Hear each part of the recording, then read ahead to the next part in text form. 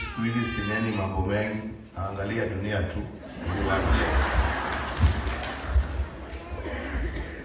Wengine unaangalia, unashika kichwa, unasema gaiwi ito Jehova.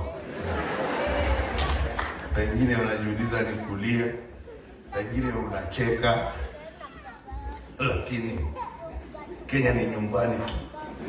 Tunaendelea, tunatakia wale wako mema. Lakini wakati nilikuwa kwa uongozi, nilikuwa naambia watu kitu kimoja. Kama wewe ni kiongozi, kama wewe ndio umepatiwa steering wheel ya kuendesha, kama ni kaunti ya Nyandarua, kama ni constituency hii, kama ni nchi ya Kenya, pale popote, kama wewe ni kiongozi wa maana, kiongozi wa maana anashika steering wheel, anaangalia mbele. Sio kila saa kuangalia rear view ati ametoka wapi. Unaangalia mbele. Ukiwa mtu wa kuendesha ukiangalia rear view mirror, wewe ni mtu wa kupeleka gari katika wewe ni kuingia mtaro.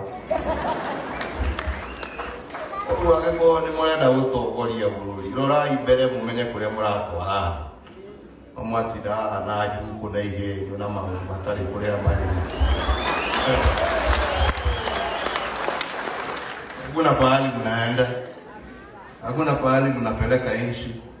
Nchi inataka viongozi ambao wako na maono ya mbele, kwa sababu hiyo ndio itakuwa ya manufaa kutatua shida zile Wakenya wako nazo.